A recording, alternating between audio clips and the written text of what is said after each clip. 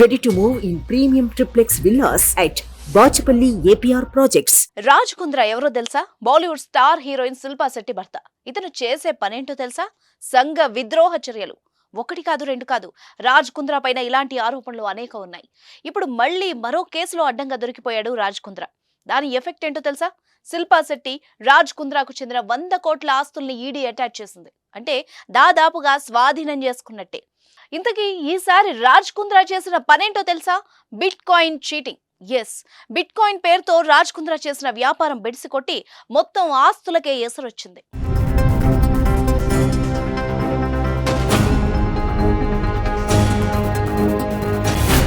రాజ్ కుంద్రా మామూలు వాడు కాదు. 2021లో పోర్నోగ్రఫీ కేసులో ఇరుక్కుని జైలుకు కూడా వెళ్ళొచ్చాడు. ముంబై కేంద్రంగా కొన్ని అపార్ట్మెంట్లు, హోటల్స్, రిసార్ట్స్ రెంట్కు తీసుకున్న రాజ్ కుంద్రా సినిమా అవకాశాల కోసం ముంబైకి వచ్చే అమ్మాయిలను ట్రాప్ చేసి వాళ్ల చేత న్యూడ్ వీడియోలు తీయించాడన్న ఆరోపణ ఉంది. ఇండియాలో తయారు చేసిన న్యూడ్ వీడియోలను యూరప్ దేశాల్లో అమ్మి డబ్బు చేసుకున్నాడని పోలీసులు ఆరోపించారు. ఇక్కడ నుంచి న్యూడ్ వీడియోలను కొన్ని డేటా షేరింగ్ యాప్స్ ద్వారా పంపించేవాడని ప్రచారం జరిగింది. ఆ కేసులో ముంబైలోని ఆర్థర్ రోడ్లో ఉన్న జైల్లో 2 నెలలు ఉన్నాడు. ఆ తర్వాత శిల్పా శెట్టి అనేక కష్టాలు పడి అతన్ని బయటకు తీసుకొచ్చింది. ఆ నేరాన్ని కడుక్కోవడానికి ఎన్నో కష్టాలు పడింది.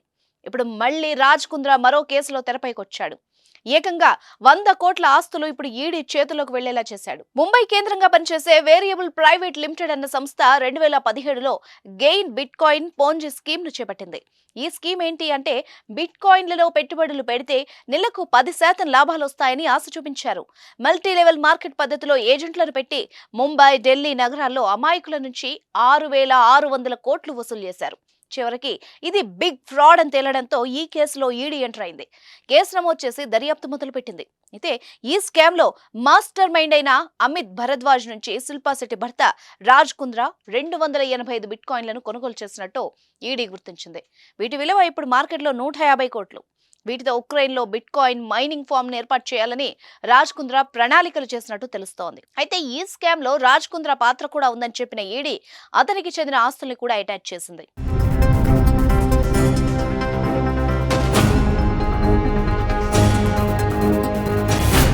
ఈడీ అటాచ్ చేసిన శిల్పా శెట్టి ఆస్తుల్లో ముంబై జుహు ఏరియాలో ఆమెకి ఇష్టమైన ఒక ఫ్లాట్ ఉందని తెలుస్తోంది. దీంతో పాటు పూణేలో ఉన్న ఓ బంగ్లా, కొన్ని ఈక్విటీ షేర్లను కూడా ఈడీ అటాచ్ చేసినట్టు తెలుస్తోంది. రాజ్ కుంద్రాపై వరుసగా ఆరోపణలు రావడం, వాటి నుంచి తప్పించుకోవడానికి శిల్పా శెట్టి కష్టపడడం ముంబైలో, బాలీవుడ్లో నిత్యం చర్చగానే మారుతోంది.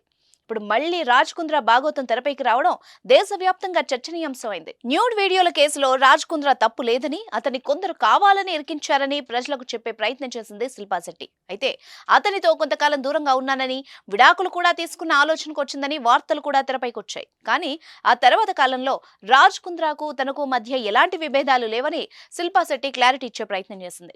కానీ మళ్లీ రాజ్ కుంద్రా రెండవసారి చట్ట విరుద్ధమైన వ్యవహారాల్లో దొరికిపోవడం, ఈసారి ఏకంగా ఆస్తులు అటాచ్ కావడంతో కథ మొదటికొచ్చినట్టయింది.